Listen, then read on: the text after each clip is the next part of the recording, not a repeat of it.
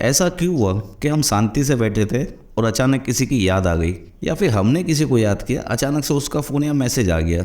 दोस्तों, जब भी ऐसा संजोग होता है उसे कहते हैं टेलीपैथी। टेलीपैथी मतलब कि मानसिक दूरसंचार। आज हम इसी पे बात करेंगे कि ये होता है कि नहीं होता है, और होता है तो कैसे। तो फ्रेंड्स, जो लोग टेलीपैथी को कोई जादू या चमत्कार समझते हैं वो कभी भी टेलीपैथी को होशपूर्वक नहीं कर सकते।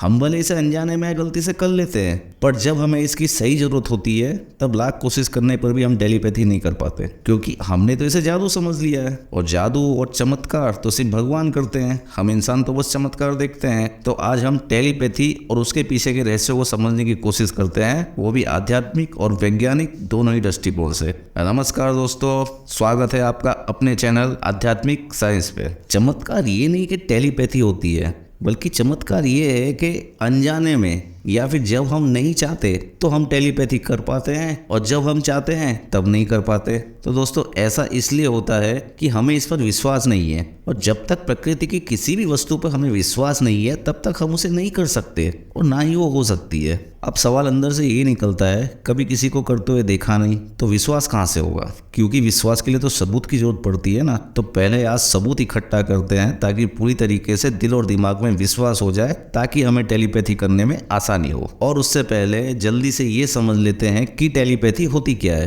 ताकि जिन्हें नहीं पता है वो इसे समझ सकें। दोस्तों, टेलीपैथी एक ऐसा ज्ञान या ऐसी कला है जिसके द्वारा हम अपना मैसेज, मतलब कि संदेश या अपनी इच्छा दूसरों के दिमाग में पहुंचाते हैं, वो भी बिना किसी फिजिकल वस्तु का सहारा लेकर। फिर वह सामने वाला इंसान जहां कहीं भी हो, बिना देखे, बिना इशारा किए, बस आंखें बंद करके अपनी बात पहुंचा सकते हैं। और इसी ज्ञान को हम मानसिक दूरसंचार या फिर टेलीपैथी कहते हैं। इसमें एक मस्तिष्क दूसरे मस्तिष्क से बात करता है, वो भी अपनी भाषा में। तो अगर आपको इस कला को या फिर इस ज्ञान को सीखना है तो पहले ये भूलना होगा कि ये कोई जादू या चमत्कार है। और वैसे भी हम चमत्कार किसे कह रहे हैं? हम चमत्कार उसे कह रहे हैं जिसे हम समझ नहीं पा रहे हैं या फिर हम कर नहीं पा रहे हैं, इसलिए तो हमारे लिए वो चमत्कार है। जब हम उस चमत्कार को समझ लेंगे तो वो नॉर्मल बात हो जाएगी। क्या इससे ज्यादा और कुछ समझ सकते हैं चमत्कार को? दोस्तों, इस दुनिया में चमत्कार जैसी कोई वस्तु नहीं होती। एक जादूगर जो अपनी कला दिखाकर अपना जीवन बिताता है, तो उस जादू जो वो दिखा रहा है उसे करने के लिए उसने सालों प्रैक्टिस करी है, तब जाके वो जादू दिखा पा रहा है। अब हमें नहीं पता कि वो कैसे कर रहा है, तब तक वो हमारे चमत्कार है।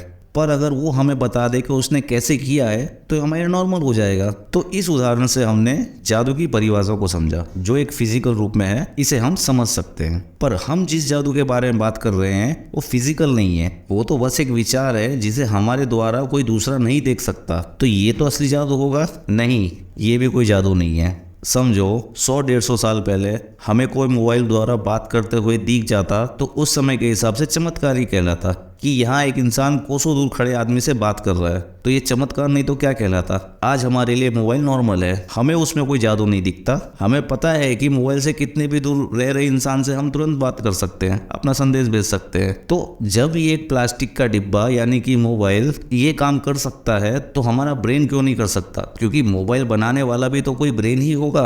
अब इतना सब जानने के बाद हमारे दिमाग में एक ख्याल और आएगा कि जब मोबाइल से सारे काम आसानी से हो जाते हैं तो टेलीपैथी के झंझट में क्यों पड़ना, क्यों इतनी मेहनत करनी? दोस्तों, ये सवाल एकदम सही है, पर इसमें कुछ लिमिटेशन है। हमारे सामने कितनी सिचुएशन ऐसी होती है जब मोबाइल हमारा काम नहीं कर सकता। अगर आपसे कोई नाराज है, वो आपसे बात नहीं करना चाहता, या फिर कोई ऐसा इंसान जहाँ तक हम पहुँच नहीं सकते, अपनी बात मनवा नहीं सकते, तो उस समय हम बहुत परेशान हो जाते हैं। और सबसे बड़ा कारण, जब हमें ईश्वर से या इस प्रकृति को कोई संदेश देना हो और उनसे जवाब लेना हो, तो दोस्तों वहाँ कोई इस मोबाइल सर्विस अवेलेबल नहीं है। हम प्रार्थना कर रहे हैं, जो पूजा कर रहे हैं, तो इसका मतलब यही है ना, हम अपनी बात प्रभु तक पहुंचाना चाहते हैं, पर पहुंचाने का तरीका ही हमें नहीं पता। उसके लिए हमें टेलीपैथी करना बहुत जरूरी है। अगर आप टेलीपैथी सीख गए तो आप समझ जाइए कि आप अपनी बात प्रभु तक भी पहुंचा सकते हैं। इंसान तो बहुत नॉर्मल चीज़ है। तो दोस्तों, मुझे लगता है कि हम टेलीपैथी के इम्पोर्टेंस को जान चुके हैं। वीडियो लंबा होने के कारण हम आगे की चर्चा नेक्स्ट पार्ट में करेंगे, जिसमें हम देखेंगे कि कैसे ये काम करता है और हमें टेलीपैथी करनी चाहिए कि नहीं करनी चाहिए। तो दोस्तों, मिलते हैं अगले वीडियो में, तब तक के लिए नमस्कार।